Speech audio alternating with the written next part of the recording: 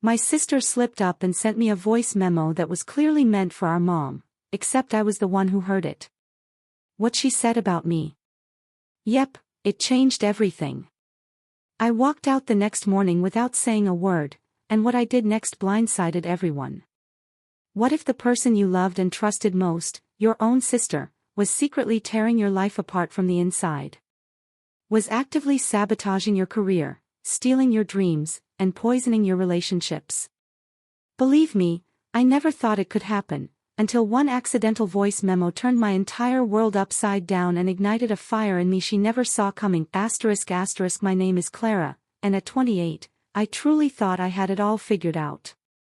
I certainly never imagined I'd be back in my childhood bedroom, surrounded by dusty swim trophies and faded posters. Moving back home to Maryland after losing my interior design job in Chicago was supposed to be temporary, just 3 months to get back on my feet. My sister Bethany was visiting too, with her picture-perfect husband and kids. We'd always had this complicated dynamic, you know. Competitive, but still close. Or so I thought. Then that one tiny voice memo notification popped up on my phone. Bethany meant to send it to our mom, but it landed in my inbox instead, and it absolutely shattered every single thing I believed about my family. Coming back to Silver Springs felt like admitting defeat. Just 6 months earlier, I was thriving as a junior designer at a prestigious firm in Chicago. My portfolio was growing, clients were actually requesting me, and I was finally making a dent in those soul-crushing student loans while living in my tiny, but stylish, Wicker Park apartment. Then the recession hit hard. Our firm lost 3 major accounts, and just like that, the last hired were the first to go. My boss, Mr. Henderson, called me into his office on a rainy Tuesday. He praised my work to the high heavens, raved about me, then handed me a severance package that wouldn't even cover 2 months of Chicago rent. It was brutal. After 26 rejected job applications and watching half my savings disappear, I swallowed my pride and called my parents. They immediately offered their home as a temporary landing pad, assuring me it would be fun to have me back, especially since Bethany and her family were visiting from Boston for the summer. The drive from Chicago took 12 brutal hours. Each mile felt like a step backward in the carefully planned life I'd built. When I pulled into the familiar driveway of our colonial-style home, Mom, Eleanor, rushed out before I could even turn off the engine. "Clara, sweetie, you made it." She hugged me tight, smelling of the same lavender perfume she'd worn my entire life. "Your father's grilling, and Bethany and the kids are so excited." Dad, Richard, appeared at the door, waving casually, as if I'd just returned from a weekend trip instead of a professional meltdown. As I dragged my suitcase up the front steps, there she was, Bethany, standing in the foyer, her perfect blonde hair falling in waves, not a single strand out of place despite the summer humidity. "Well, look what the economy dragged in," she said with a laugh that didn't quite reach her eyes, pulling me into a stiff hug. "The prodigal designer returns." "Good to see you too, Beth," I forced a smile. My niece and nephew, Sophie and Leo, bounded down the stairs, their genuine enthusiasm a small, much-needed lift to my heavy heart. That first dinner pretty much set the tone. Mom made all my favorite foods, but the conversation revolved entirely around Bethany's burgeoning real estate empire in Boston. "We just closed on a waterfront property last week," she announced, cutting her chicken with precise, almost surgical movements. $1.7 million. David handled the negotiation brilliantly. Her husband, David, smiled modestly, but I saw him straighten his shoulders at the praise. "Just did what any good agent would do." "Nonsense." Dad beamed. "Not every agent could close a deal that size in this market." I just pushed my mashed potatoes around my plate. "That's impressive," I said, trying to sound genuinely interested. "I actually saw some job postings at design firms here. Morgan & Wells is looking for someone with commercial experience, which I have from the Riverside Hotel project in Chicago." A strange expression flickered across Bethany's face, so quickly I almost missed it. Alarm, quickly masked by a bright, almost too bright, smile. "Oh, but I thought you loved the Chicago design scene," she said. "Wouldn't taking a job here be settling?" Mom jumped in before I could respond. "Well, I think it's smart to keep options open, but there's no rush, dear. You should take some time to decompress after your setback." The way she said setback made my layoff sound like a personal failure, not an economic reality that had affected thousands. I noticed Bethany and Mom exchange a quick, loaded glance. Growing up, despite being only 2 years apart, Bethany and I were always positioned as opposites. She was the practical, sociable one who followed rules and charmed teachers. I was the creative dreamer who questioned everything and spent hours rearranging furniture in my room. When she was homecoming queen, I skipped the dance for an art installation. When she got straight A's, I brought home report cards full of A's in art and English, but B's and C's in everything else, which, of course, always dominated the conversation. Later that night, unpacking in my childhood bedroom, I found my old sketchbooks. They were filled with room designs and furniture ideas. Some of the concepts I'd developed as a teenager had actually formed the foundation of the portfolio that got me into design school. I flipped through the pages, remembering the pure joy of creation, before career pressure and competition had entered the picture. A soft knock interrupted my nostalgia. Bethany stood in the doorway, 2 glasses of wine in hand.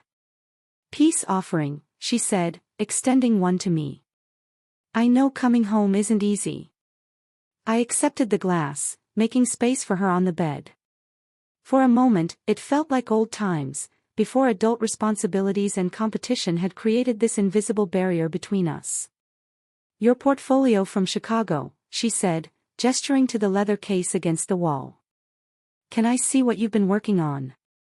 I hesitated, but then pulled it out. As I showed her my projects, explaining concepts and challenges, I noticed something odd. Instead of her usual polite disinterest, Bethany was asking detailed questions, almost taking mental notes. When I showed her my concept for a sustainable commercial space that had won an industry mention, she paused longer than necessary, studying the design elements with unusual intensity. "This is really good, Clara," she said, finally using my childhood nickname. "Really innovative." It was the first genuine compliment she'd given my work in years. And despite everything, it warmed something in me. Maybe this time back home could heal some of the old wounds between us. But as Bethany left my room, I overheard her on the phone in the hallway. Her voice low, but clear. "No, she just got here." "Yes, but I don't think." "Listen, I need to make sure this works out like we discussed." An uneasy feeling settled in my stomach, a cold knot forming, but I pushed it away. "I'm being paranoid," I told myself. "The stress of unemployment and moving home is making me suspicious of innocent conversations." Still, as I fell asleep in my too small childhood bed, I couldn't shake the feeling that beneath the surface of our family reunion, currents were moving in directions I couldn't yet see. I just didn't realize how quickly I'd be pulled under. 2 weeks into my stay, the initial awkwardness of returning home had settled into an uncomfortable routine. Mom made breakfast every morning, asking about my job search with a mixture of concern and what felt increasingly like judgment. Dad retreated to his woodshop, avoiding the simmering tension. Bethany worked remotely from the dining room, conducting real estate calls in a professional voice that carried throughout the house. The first truly odd moment came when I entered the kitchen to find Mom and Bethany huddled over coffee, speaking in hushed tones. They immediately straightened and separated when I appeared. "Good morning," I said, reaching for a mug. "What are you two whispering about?" "Just discussing Leo's birthday party plans," Mom said quickly. "Too quickly, his birthday's in November," I pointed out. Bethany laughed a high, unnatural sound. "We book venues months in advance. The good places fill up fast." I nodded, unconvinced, but let it go. Maybe I was being oversensitive. Later that afternoon, my former classmate Olivia texted me unexpectedly. Heard you're back in town. My boss at Riverfront Designs is looking for someone with big city experience. Interested in an interview? My spirits lifted immediately. Riverfront was the most prestigious design firm in the area, handling everything from luxury homes to boutique hotels. I texted back an enthusiastic yes, before heading downstairs to share the good news. I found Bethany and Mom in the living room, flipping through old family photo albums. Great news, I announced. Olivia just texted about a design position at Riverfront. I have an interview next week. Mom's expression was carefully neutral. That's nice, dear. But isn't Riverfront rather small compared to your Chicago firm? Actually, they've expanded a lot, I explained. They handle major projects up and down the coast. It could be a really good opportunity. Bethany's reaction was even stranger. Her smile looked plastered on, her eyes darting quickly to Mom. That's wonderful. Truly. Though, I thought you wanted a break before jumping back in. I never said that, I replied, confused. I've been applying to jobs since I arrived. Of course you have, Bethany said smoothly. I just want to make sure you're not settling for the first thing that comes along out of desperation. The word desperation stung, and I felt my cheeks flush. I'm not desperate. Riverfront is a legitimate opportunity. I'm sure it is, Bethany said, her tone suggesting exactly the opposite. Well, good luck with it. I retreated upstairs, bothered by their lackluster response, but trying to focus on preparing for the interview. As I updated my portfolio, I heard Bethany's voice floating up from below. The words were indistinct, but her tone urgent. Curiosity, or perhaps a growing dread, got the better of me. I quietly moved to the stairwell. We need to make sure she doesn't get it, Bethany was saying. You know how she is when she gets fixated on something. My stomach dropped. Was she talking about me? About the job? I couldn't hear Mom's response, but Bethany continued, I know, but trust me, it's for the best. She'll thank us later. I backed away from the stairs, my mind racing. Was I misinterpreting? Could my own sister actually be trying to sabotage my job opportunity? It seemed paranoid, even for the competitive relationship we'd always had. Maybe she was talking about something else entirely, someone else. But the seed of doubt had been planted, and over the next few days, I began noticing patterns I might have otherwise dismissed. When I mentioned needing to update my portfolio website, our internet mysteriously slowed to a crawl. When I scheduled a practice interview with an old college friend via video call, Bethany suggested a family outing at exactly the same time. When I mentioned which projects I planned to highlight in my interview, Bethany made subtly undermining comments about how regional clients might find those concepts too urban. The gaslighting reached its peak during family movie night. We were watching a romantic comedy where the main character lost her job in the city and returned to her small hometown. Remind you of anyone? Bethany said with a laugh, nudging Mom. It's a common story arc, I replied evenly.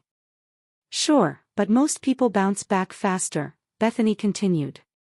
She seems a bit like you, living in a fantasy world about her talents. The room went silent. Even David looked uncomfortable. Bethany, Mom said in a warning tone. What? I'm just saying. Clara has always had big dreams. Nothing wrong with that, but sometimes you have to face reality about where your skills actually are. My hands trembled slightly as I set down my popcorn. And what reality should I be facing exactly? Girls, Mom interjected. Let's just enjoy the movie. No, I insisted. I want to hear what Bethany thinks my reality should be. Bethany waved a dismissive hand. Don't be so sensitive. I was just making conversation.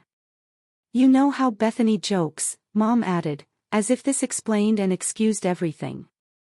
I stood up. I'm going to bed. Enjoy the rest of the movie. In my room, I paced back and forth, replaying that conversation and countless others from the past 2 weeks. Was I being overly sensitive, as they suggested, or was there something more calculated happening? That night, I made a decision that went against my usual trusting nature. I activated the voice memo app on my phone and set it to record during family conversations. Not to be sneaky, I told myself, but as a sanity check, to make sure I wasn't misinterpreting things through the lens of my own insecurity. Little did I know, this decision would reveal far more than I was prepared to discover. The morning of my interview with Riverfront Designs dawned bright and clear. I'd been preparing for days, reviewing my portfolio, researching the firm's recent projects, and practicing answers.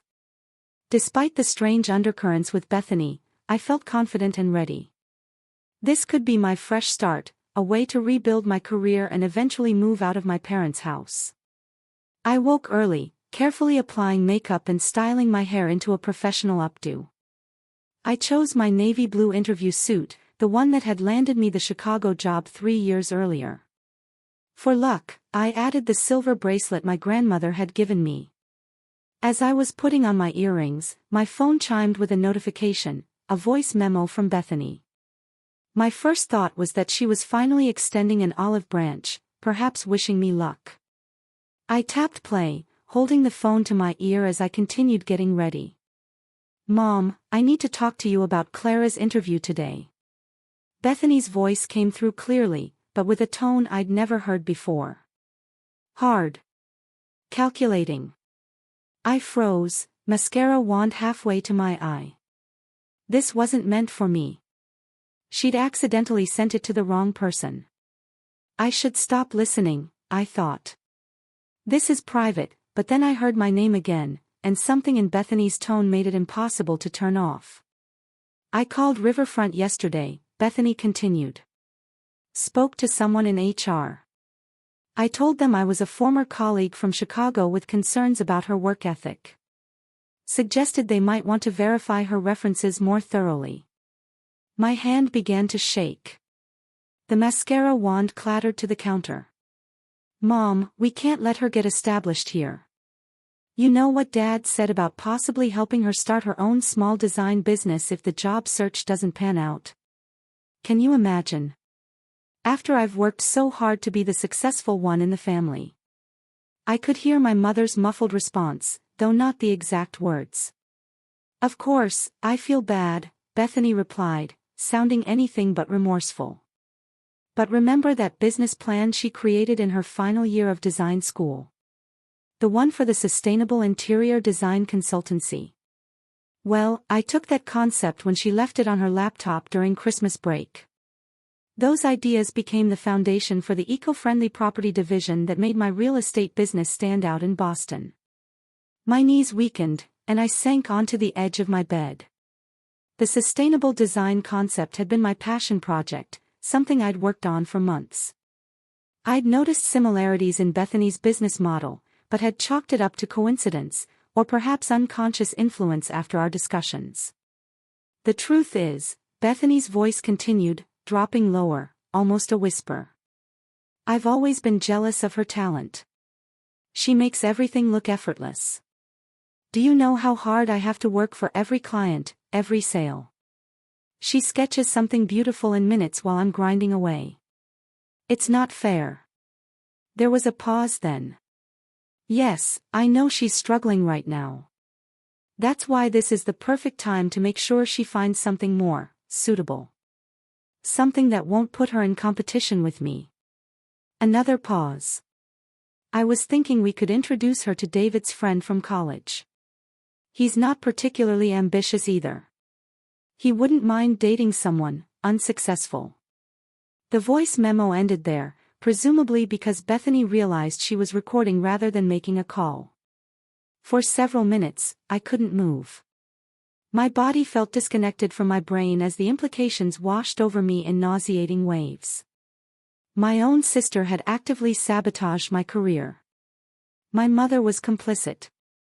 They had discussed my failure as if it were a foregone conclusion, something to be managed rather than a temporary setback to help me overcome. I rushed to the bathroom, barely making it before I was sick. After splashing cold water on my face, I looked at my reflection. The woman staring back looked shell-shocked, pale beneath her carefully applied makeup. I played the message again, needing to confirm I hadn't imagined it. Each word cut deeper the second time. The casual cruelty, the admission of theft, the ongoing conspiracy to keep me in my place. Worst of all was the revelation that my mother hadn't defended me. She had participated in this conversation, apparently agreeing with Bethany's assessment and plans.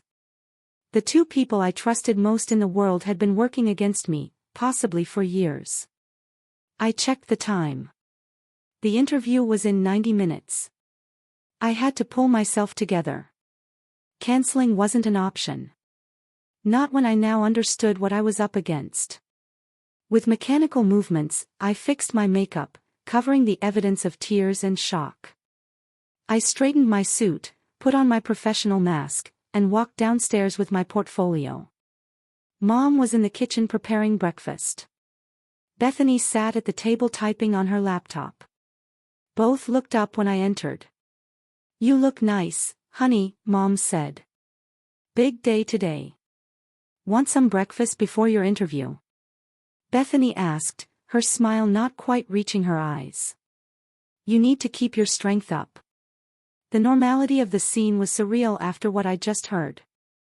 They had no idea what had been revealed. No clue that everything had changed. "No thanks," I managed to say. "I'll grab coffee on the way." "Good luck today," Bethany called as I headed for the door. "Though, you know what they say about luck. It's when preparation meets opportunity." Her words, once seemingly supportive, now rang with double meaning. I nodded without turning around, afraid my face would betray me. In my car, I placed my phone on the dashboard holder and pressed play on the voice memo one final time, listening to my sister's voice detail her betrayal as I drove toward an interview she'd already attempted to sabotage. By the time I pulled into the Riverfront Designs parking lot, something had crystallized within me. Beyond the hurt and shock was a clarity I hadn't felt in months. I now understood the playing field and the players. The only question remaining was what I would do with this knowledge. I nearly collided with a delivery truck on the way. My hands shook on the steering wheel, and twice I had to pull over to collect myself. The voice memo played on repeat in my mind. Asterisk, I've always been jealous of her talent. We can't let her get established here. I called Riverfront yesterday, asterisk somehow, I arrived at the sleek glass building that housed the design firm. I sat in my car for several minutes, breathing deeply and reapplying my lipstick in the rearview mirror. The woman who stared back at me looked composed on the surface, but her eyes held a new hardness. Olivia was waiting in the reception area, her familiar freckled face breaking into a smile. "Clara, so good to see you," she said, hugging me. "Are you okay? You look a little pale." "Just interview nerves," I lied. "Thanks again for recommending me." Olivia lowered her voice. "Listen, something weird happened. Someone called yesterday asking about you, claiming to be a former colleague with concerns. Mr. Thompson, the creative director, mentioned it this morning." My stomach twisted. "What did they say?" "Nothing specific, just that the firm should verify your credentials thoroughly. Mr. Thompson thought it was strange enough to mention it to me since I recommended you. Corporate sabotage. Happens in this industry, but I never expected it for a position at our level." I nodded, trying to keep my expression neutral despite the confirmation of Bethany's interference. People can be surprisingly competitive. "Well, it backfired completely," Olivia said with a grin. "Mr. Thompson is now extra interested to meet you. Anyone who inspires preemptive sabotage must be worth talking to," he said. A small flame of hope kindled in my chest. Perhaps Bethany's plan would fail after all. The interview room was bright and airy with floor-to-ceiling windows overlooking the river. Mr. Thompson, a tall man with salt and pepper hair and trendy glasses, stood to greet me. "Clara Taylor, a pleasure to meet you. Your work on the Riverside Hotel in Chicago caught my attention when Olivia mentioned you. That ceiling installation was inspired." Despite everything, professional pride straightened my spine. "Thank you. That project had some unique challenges with the historical preservation requirements." For the next hour, I focused entirely on the interview. Pushing thoughts of Bethany's betrayal aside, I walked Mr. Thompson through my portfolio, discussed my approach to sustainable design, and answered questions about my experience. Near the end, Mr. Thompson leaned back in his chair. "I should mention we received a strange call yesterday. Someone claiming to have concerns about your work. I rarely mention such things in interviews, but it was unusual enough that I'm curious about your reaction." I took a deep breath. "I appreciate your transparency." Without knowing exactly what was said, it's hard to address specific concerns, but I can tell you that my departure from Hartman and Associates in Chicago was purely economic. They laid off their 5 most recently hired designers when they lost several major accounts during the recession. Mr. Thompson nodded. "That tracks with what I've heard about market conditions there, and frankly, your portfolio speaks for itself." He closed my presentation on his tablet. "Which brings me to the next step. We'd like to offer you a position as a senior designer." I blinked, certain I'd misheard. "Senior designer, not junior, or associate. Your Chicago experience puts you ahead of our current associates. The salary would be $85,000 annually with benefits and a quarterly project completion bonus structure. We'd need you to start in 2 weeks. Is that something you're interested in?" The salary was $15,000 more than I'd made in Chicago. The position was a step up. And it was happening despite Bethany's attempt to sabotage me. "Yes," I said, finding my voice. "I'm definitely interested. Thank you for this opportunity." After finalizing details and signing preliminary paperwork, I walked to my car in a daze. The job offer should have been the highlight of my day, the solution to all my problems. Instead, it was overshadowed by the voice memo revelations. As I sat in my car, my phone rang. Bethany's name flashed on the screen. I let it go to voicemail, but she called again immediately. Taking a deep breath, I answered. "Hey, how did the interview go?" Her voice was bright with false enthusiasm. For a split second, I considered confronting her, unleashing all my hurt and anger. But something stopped me. A strategic voice whispered that knowledge was power, and right now, I knew far more than she realized. "It was fine," I said, keeping my tone neutral. "They seemed interested." "Well, don't get your hopes up too high. Regional firms can be very selective, but I'm sure something will work out eventually." "Thanks for the encouragement," I replied, the words tasting bitter. "Listen, I need to run some errands. See you at dinner." I ended the call and sat still, processing. I couldn't go back to that house tonight, not knowing what I knew, not with the pretense of normalcy when everything had been revealed as a lie. Instead of driving home, I went to my bank. I withdrew most of my remaining savings, enough to secure temporary housing and survive until my first paycheck. Next, I found a modest extended-stay hotel and paid for a week in advance. In my hotel room that evening, I sat cross-legged on the bed with my laptop, trying to make sense of the day's revelations. My phone buzzed repeatedly with texts from Mom and Bethany, asking where I was, when I'd be home for dinner. I responded vaguely about meeting with former classmates and needing some time to process the interview. As night fell, I stared out the window at the lights of a small city I'd once been so eager to escape. Now, it offered something unexpected, a fresh start away from the toxic family dynamics I never fully recognized until today. This wasn't just about a job anymore. It was about reclaiming my narrative, my talent, my future. And as much as part of me wanted simple revenge, a wiser voice urged justice instead. Bethany had built her success partly on my stolen ideas. She'd actively worked to suppress my opportunities.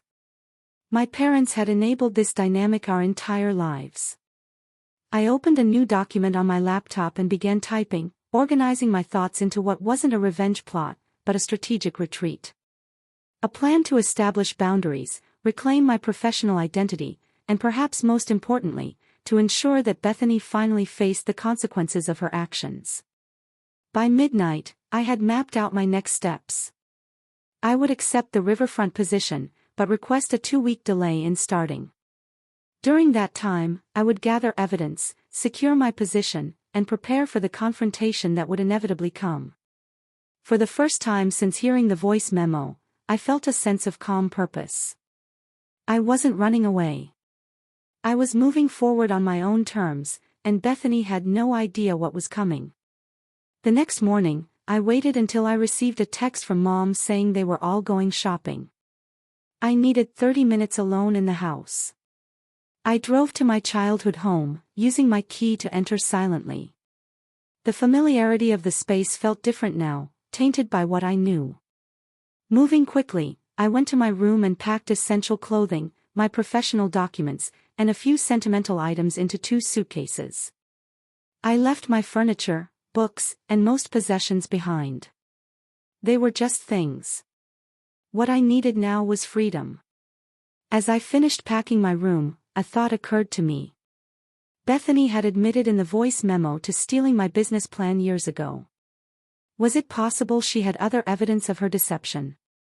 Driven by this hunch, I quietly entered the guest room where she and David were staying. I felt uncomfortable snooping, but reminded myself of what was at stake. After a careful search, I found a folder tucked in her briefcase labeled Green Home Initiative. Inside were printouts of my original sustainable design concepts from design school, complete with my handwritten notes. Some pages had Bethany's writing overlaid, adapting my ideas to real estate applications. Next to it was an email chain with Mr. Henderson, my former boss in Chicago. The exchange was dated 2 weeks before my layoff. Bethany, as requested, I've reviewed the situation. While Clara's work is excellent, she would indeed be included in any reduction if we needed to. Cut staff. I appreciate the heads up about your family's concerns regarding her career trajectory. Sometimes these difficult moments become redirection to more suitable paths. I'll keep this conversation in confidence, of course. My hands trembled as I took photos of the emails and the folder contents. The layoff that had devastated me, that I thought was purely economic, had been influenced by Bethany's interference. She had reached out to my boss under the guise of family concern to ensure I would be among those let go. The betrayal cut even deeper than I'd imagined. This wasn't just recent sabotage. This was years of calculated undermining, disguised as sisterly concern. I replaced everything exactly as I'd found it and continued my swift packing. In the kitchen, I left a brief note, taking some personal time to think. I'll be in touch when I'm ready. Please respect my space. Clara. No accusations, no revelations, just enough to buy me time while I implemented my plan. At the extended stay hotel, I transformed my room into a command center. I set up my laptop, organized the evidence I'd gathered, and began methodically building a foundation for my new life. First, I formally accepted the position at Riverfront Designs, but requested a start date in 2 weeks. I need to tie up some personal loose ends before beginning this new chapter, I wrote. Mr. Thompson responded almost immediately with approval. Next, I reached out to former colleagues in Chicago, carefully asking about the circumstances leading to the layoffs. Without revealing my suspicions, I gathered information about the timing and selection process. 2 separate conversations confirmed that the layoff decisions had seemed oddly specific, targeting certain employees despite their performance records. My phone buzzed constantly with messages from my family. Clara, where are you? We're worried sick. Kiddo, call us. Your mother is upset. This is childish, Clara. Whatever is bothering you, we can talk about it. I responded with minimal information, claiming I needed space to process the job interview and some personal realizations. I'm safe and will be in touch soon, I texted. Please respect that I need a few days alone. Their responses were revealing. Mom expressed worry but quickly pivoted to guilt. After all we've done taking you in, this is how you thank us. Dad seemed genuinely concerned, but deferred to Mom and Bethany's interpretation of events. Bethany's messages became increasingly controlling, demanding to know where I was staying, and when I would stop this ridiculous behavior.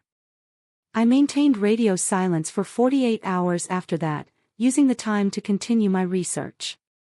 I discovered that Bethany's real estate business had heavily marketed its innovative, eco-friendly approach, using language lifted directly from my business plan.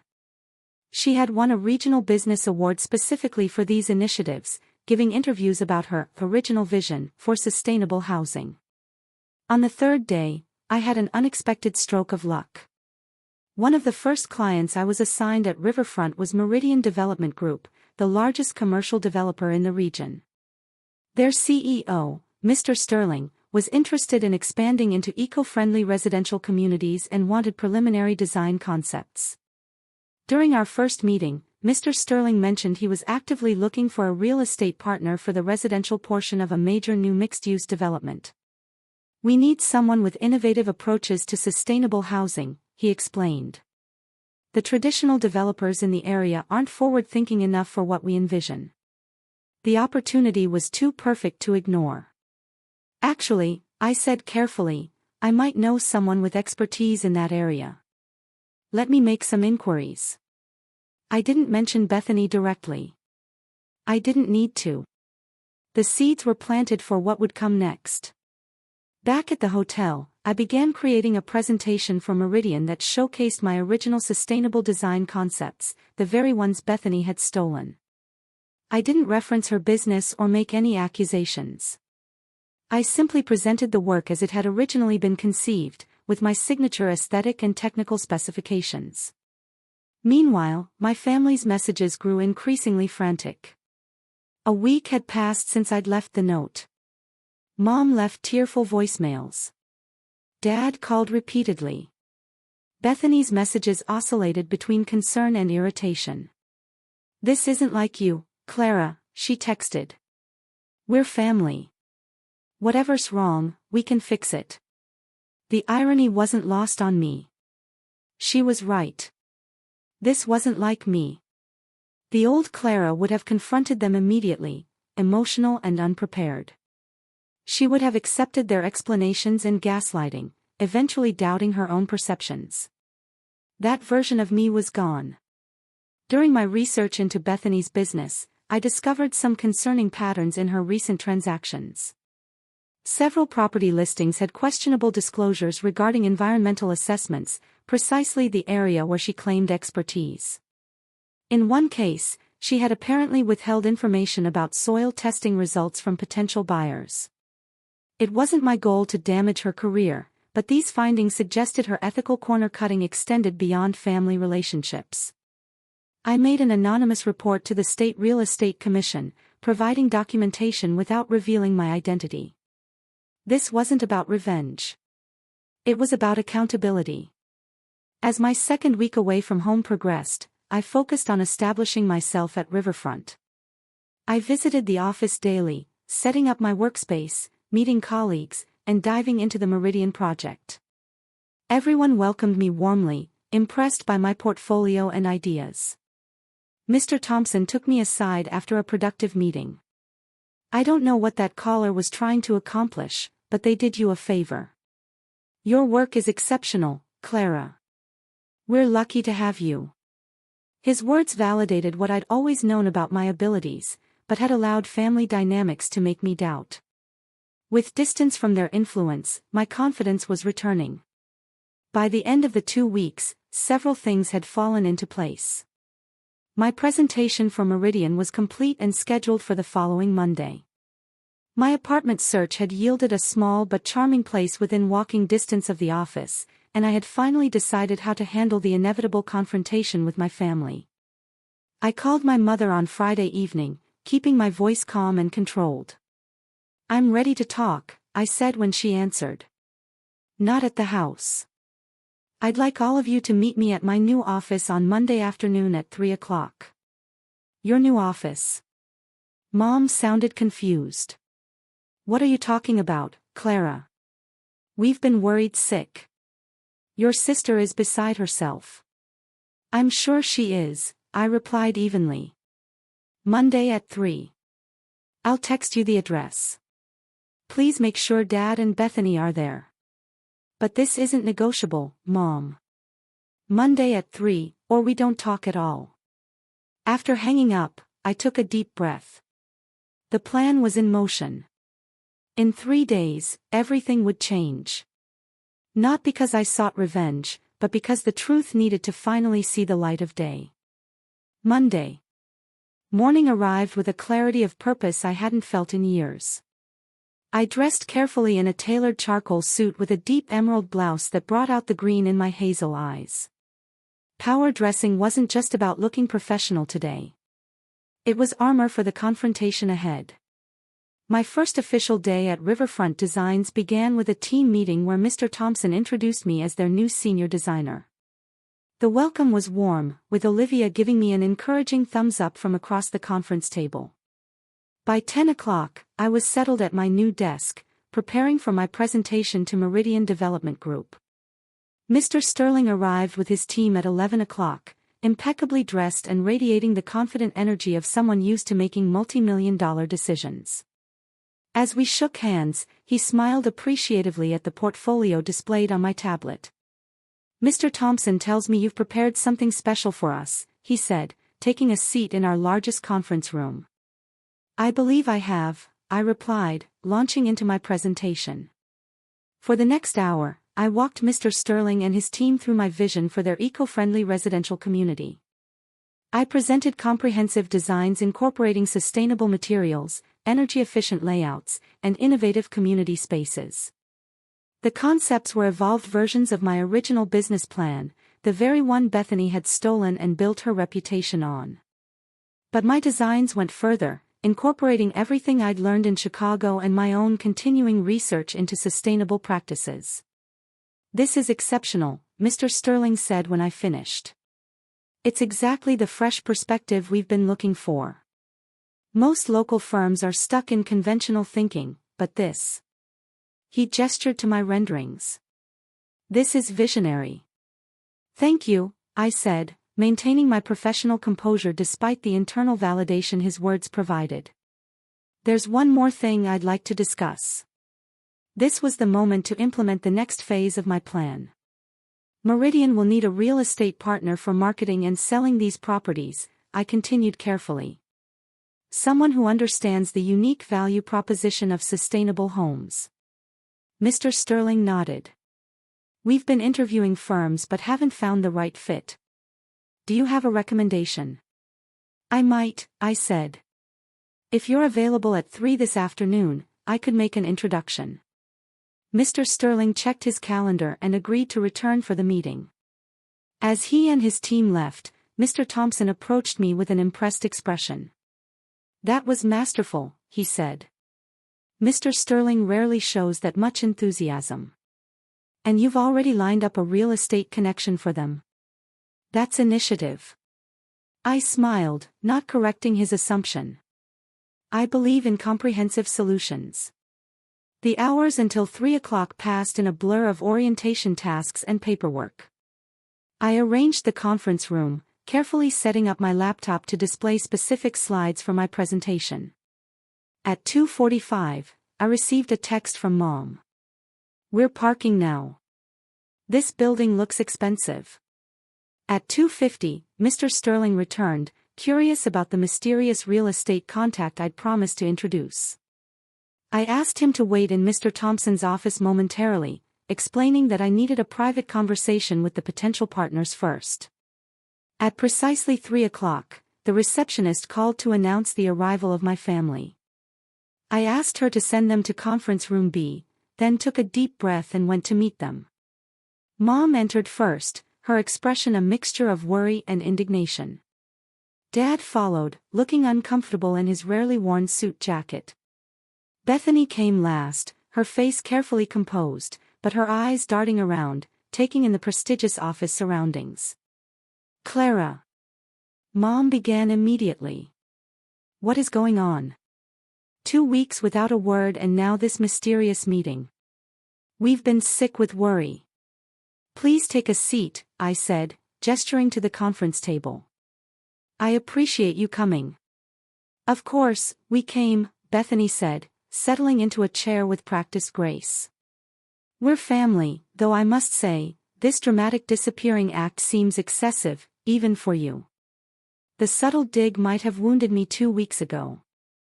Now, it simply confirmed I was making the right decision.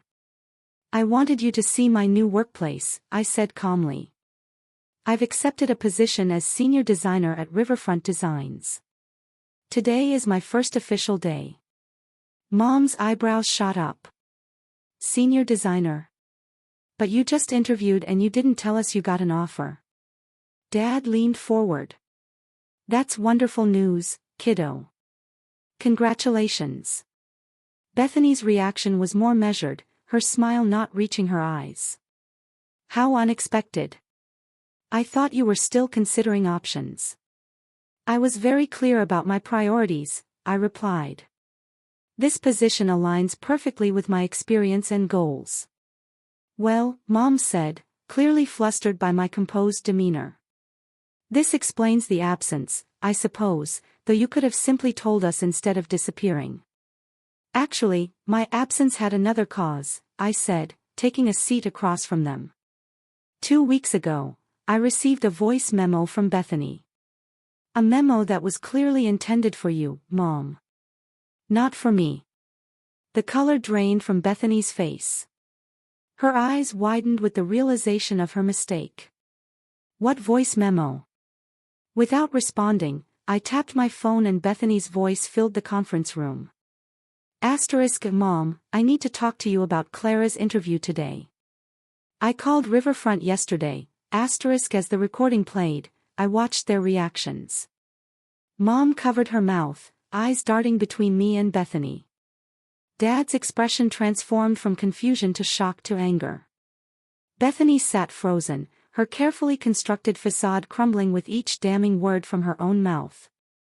When the recording ended, the silence was deafening. Dad was the first to speak. Is this true? He asked Bethany, his voice tight with barely controlled emotion. Did you try to sabotage your sister's job opportunity? Bethany's composure fractured. You don't understand. It wasn't like that. I was just concerned that she was rushing into something out of desperation. And my business plan? I asked quietly. The one you stole in design school. Was that concern too? I didn't steal it, she protested weakly. I was inspired by it. That's different. I opened my laptop, displaying the photos I'd taken of her folder with my original designs and her annotations. Inspiration doesn't usually involve direct copying or taking credit for someone else's original concepts. Mom attempted to salvage the situation. Girls, clearly there's been a misunderstanding. Bethany would never intentionally. Dad interrupted, his voice uncharacteristically firm. Just stop, Eleanor. You knew about this. You were part of that conversation in the recording. Mom fell silent, her face flushing. There's someone I'd like you to meet, I said, standing up. I went to the door and gestured for Mr. Sterling to join us. As he entered, I made the introductions. Lawrence Sterling, CEO of Meridian Development Group. Lawrence, this is my family. And this, I nodded toward Bethany, is Bethany Morrison, the real estate agent I mentioned. Recognition flickered in Bethany's eyes. Everyone in local business circles knew Meridian Development Group and its influential CEO. This was potentially the biggest client opportunity of her career, walking into the room at the exact moment her deception had been exposed. "Ms. Morrison," Mr. Sterling said, extending his hand. "Clara tells me you specialize in eco-friendly properties. That's precisely what we're looking for in our new development partner." Bethany glanced at me, confusion warring with opportunity in her expression. She shook his hand automatically. "Yes, sustainable housing is my passion." "Wonderful," Mr. Sterling continued, "though I must say the concepts your sister presented this morning were remarkably innovative. She mentioned they were evolved from initial work she did in design school. You must be proud to have such talent in the family." The implication was clear. Mr. Sterling, whether intentionally or not, had just credited me with the original concepts Bethany had built her reputation on. Bethany's smile became strained. "Clara has always been creative." I turned to Mr. Sterling. "I should be transparent, Lawrence. I invited my family here today to address some concerning issues regarding those very concepts we discussed this morning." Mr. Sterling looked between us, sensing the tension. "Is there a problem I should be aware of?"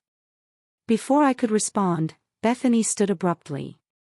"Excuse us, Mr. Sterling. This is a family matter that requires private discussion." "Of course," he said smoothly. "Clara, perhaps we should reschedule our follow-up." "Actually," I replied, "I think it's important you hear this." Bethany's eco-friendly real estate approach was built on concepts she took from my business plan in design school. Concepts I've evolved and presented to you today. The room went silent. Mr. Sterling's expression remained carefully neutral, but his eyes sharpened with interest.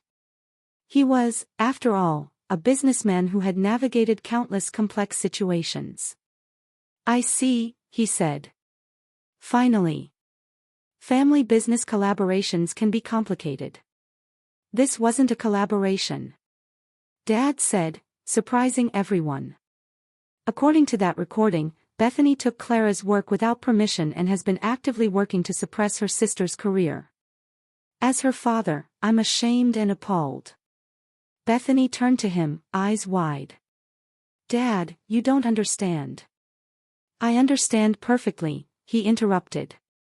"I've watched you two compete your entire lives, but I never imagined it had gone this far." Mr. Sterling cleared his throat. "Perhaps I should give your family some privacy."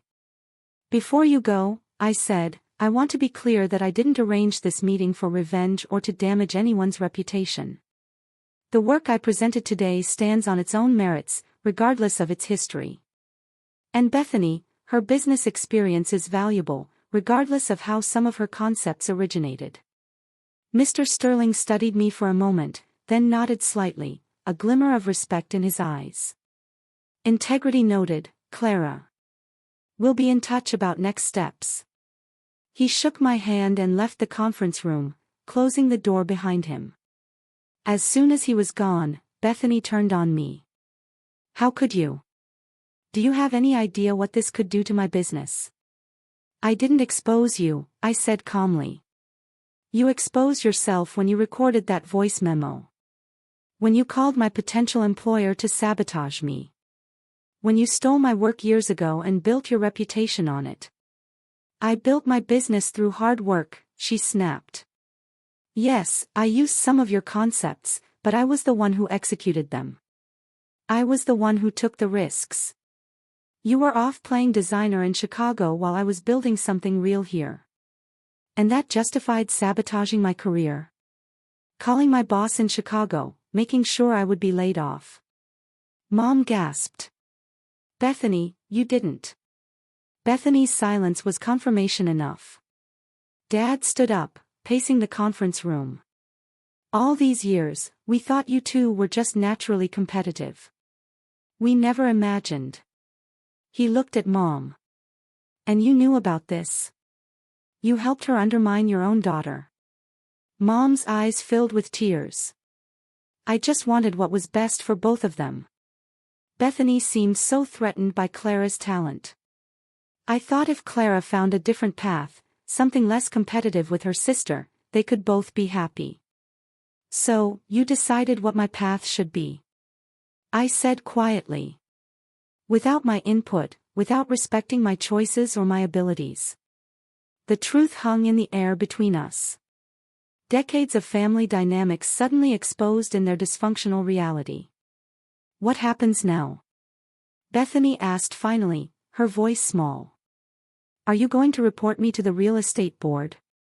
Tell all my clients. I shook my head. I'm not interested in destroying you, Bethany. I just want to live my life and pursue my career without interference.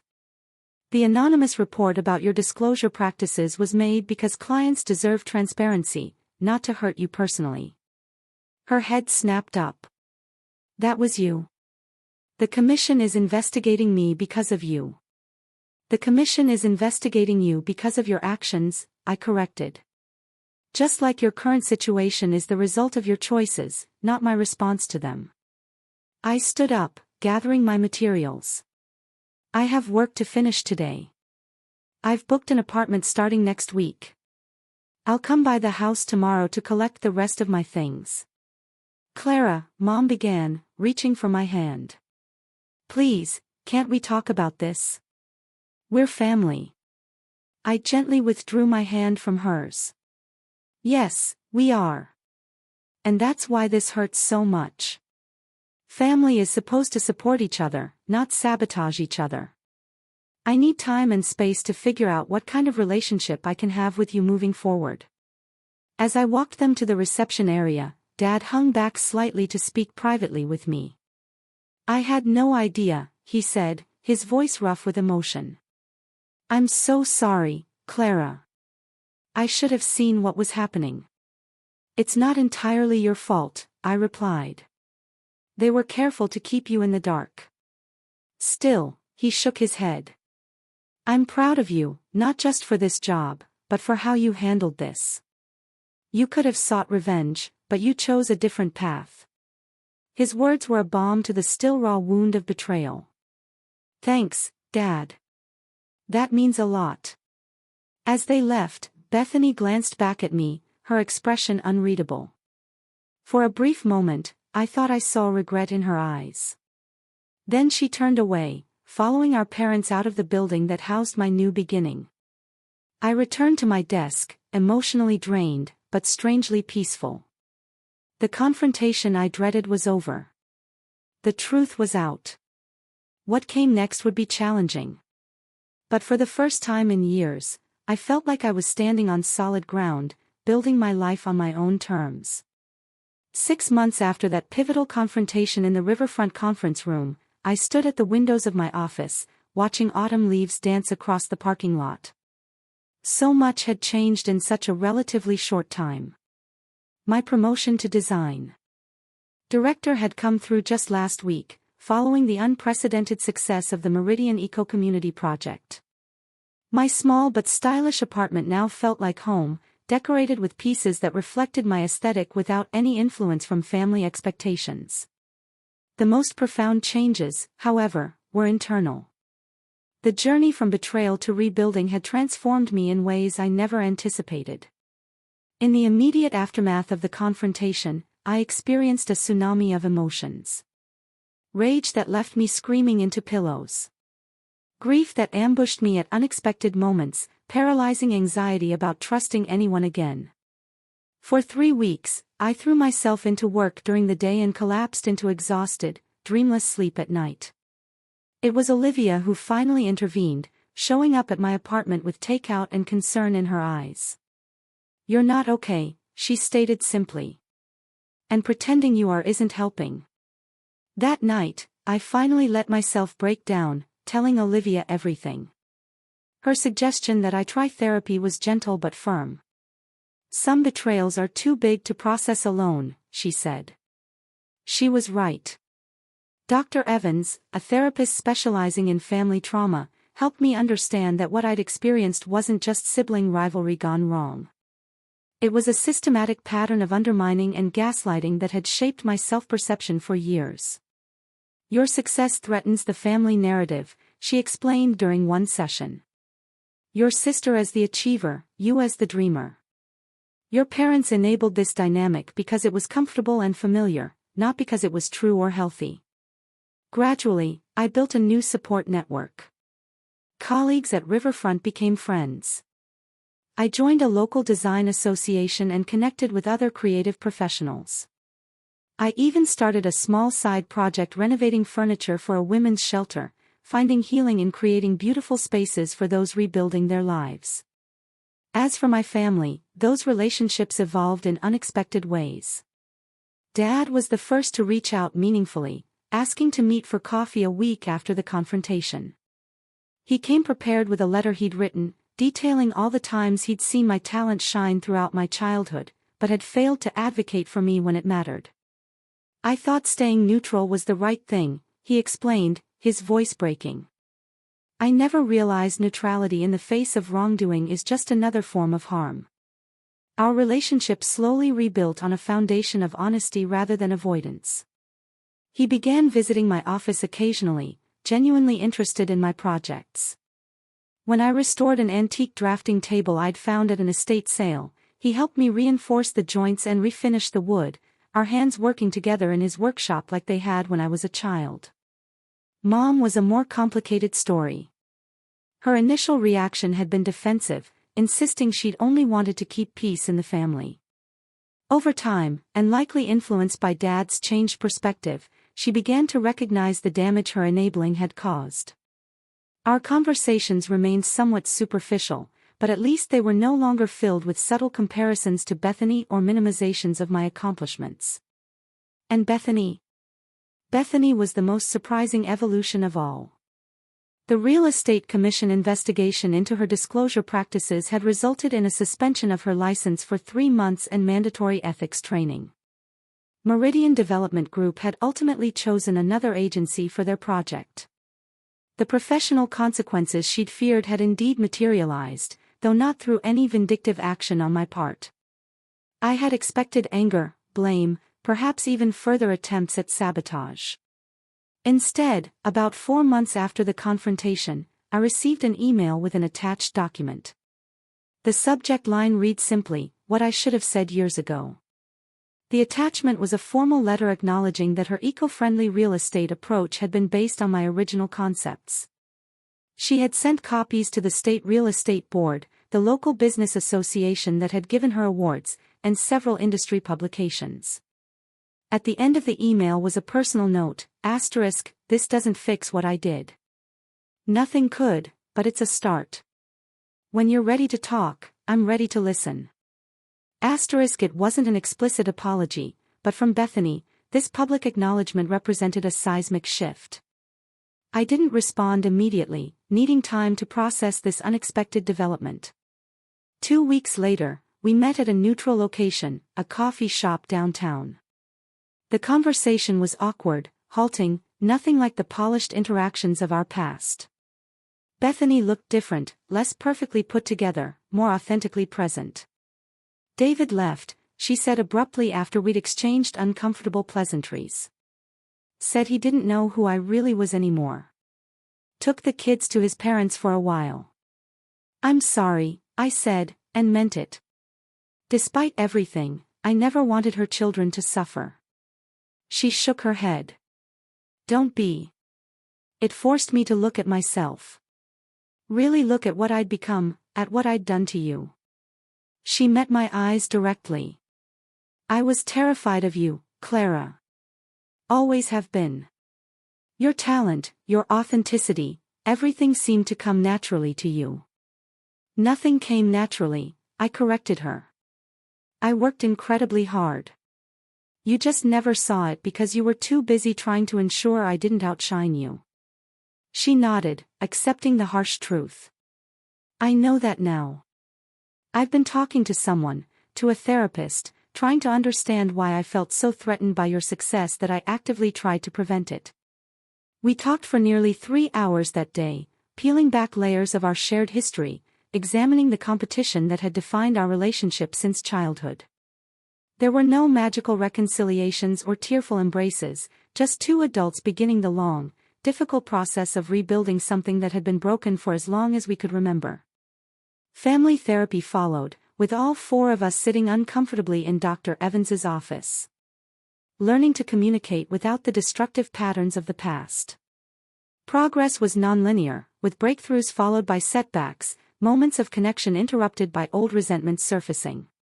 But slowly, incrementally, we began to forge new relationships based on who we actually were, rather than the roles we'd been assigned.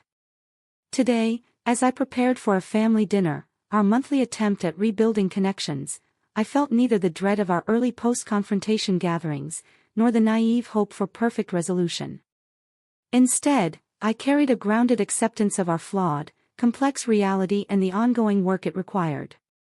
The most profound lesson of these 6 months wasn't about family dynamics or professional validation, though those were significant.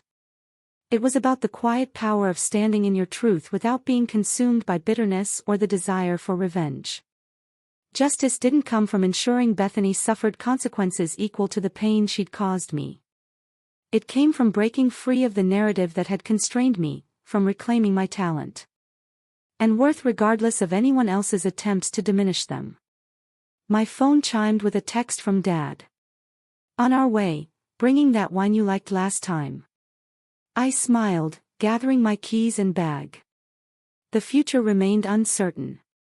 Our family relationships are works in progress, rather than neatly resolved storylines.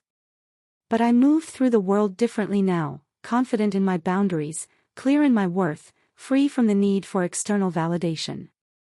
The voice memo that had shattered my world had also, paradoxically, been the catalyst for building a truer, stronger self. Not because betrayal makes you stronger, that's too simple a narrative. But because facing reality, however painful, opens possibilities that denial never will.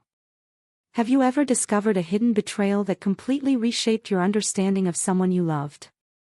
What did you do? I'd really love to hear your experiences and thoughts in the comments below, ***.